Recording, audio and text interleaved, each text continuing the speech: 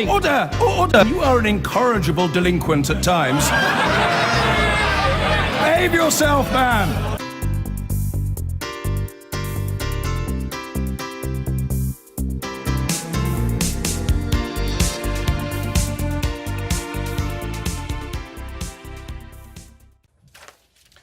Now, you'd be forgiven for thinking that disabled toilets provide accessible facilities for disabled people. Not if you're one of the 250,000 people who require hoists and changing benches. Many can't even leave the house. Others have been forced to change their children's nappies on filthy toilet floors. In the latest of our No Go Britain series, ceiling hoist campaigner Daniel Baldawi has met people isolated or forced to take medication because they can't find fully accessible toilets. The disabled filmmaker Kate Ansell went with him. Take a look, what do you see? We're preparing to cheer on the superhumans again. Disabled people are told we can do anything we want. Yes, I can. Yes, I can. But even superhumans have basic human needs. For some, the most basic need of all is totally no-go. Going to the loo is a right so fundamental, most people don't give it a second thought. But for the 250,000 people who need hoists and changing benches, it's sometimes a disgusting ordeal. Ceiling hoist campaigner Daniel Baldawi knows the struggle when accessible facilities aren't available. He travelled the UK to meet those who are taking on the fight.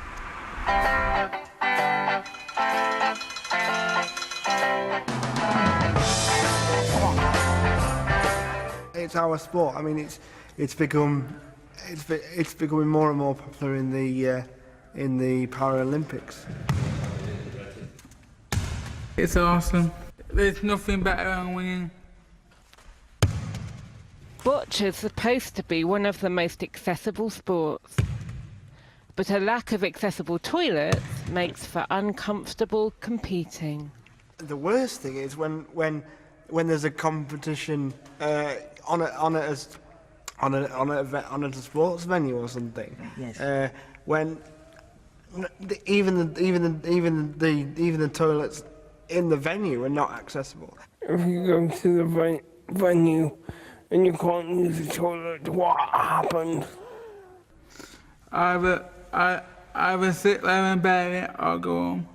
I know of a couple of people that have taken tablets that would either stop them from needing the toilet or induce them needing the toilet so that before they go to competition. I mean, we're in the year 2016. Like everywhere should have access. We're still talking about issues that, you know, should have been resolved maybe 10, 15, 20 years ago.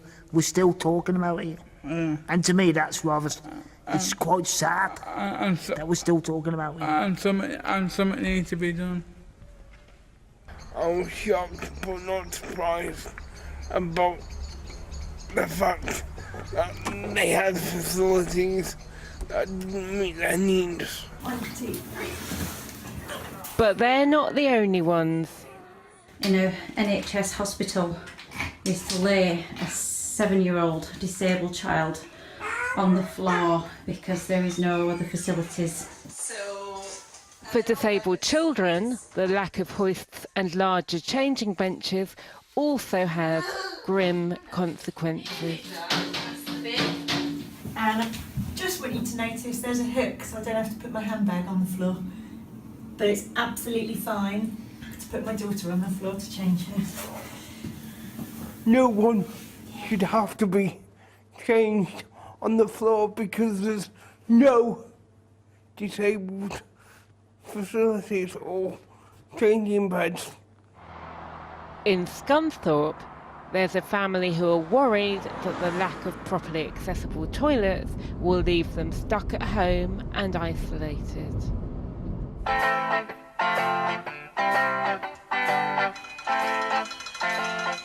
We We like to go out as a family, we like to go out places. Emily May goes horse riding once a week and she goes to Rainbows. She also goes to mainstream school one day a week. If it doesn't get better, which it sounds to me like it's going to take a long slog to do, what will that mean for Emily May and you and your family and friends? It means that we're probably not going to be able to go out as much as we would like. It's getting very, very difficult because I can just still get away with changing her on a baby change facility, but that's not going to be something that's going to be able to happen in the long term.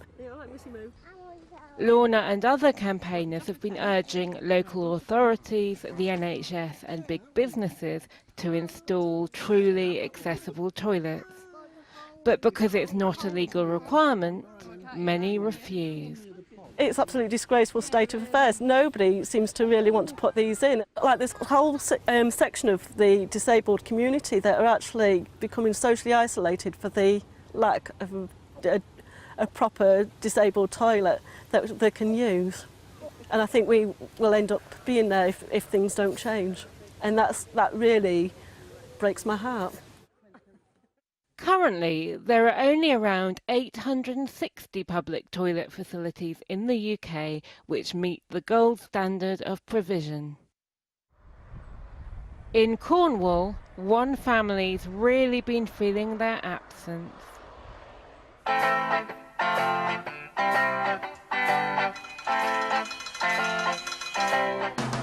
It's got more difficult, and actually just recently he was actually in the bathroom and we were chatting and he did his, do they have a toilet I can use? And I just looked at him and said, sadly not. And he just looked at me and said, why not? It must impact on you as a family It does. Group. Do you know where my mother is?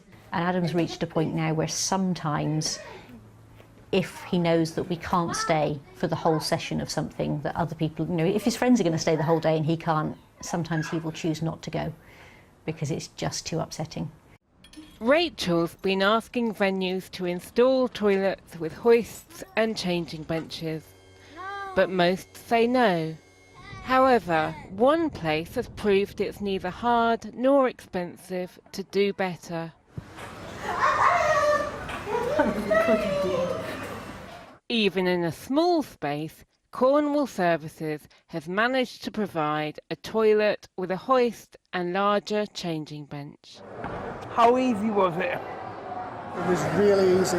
It's a ridiculously cheap amount for what you actually get.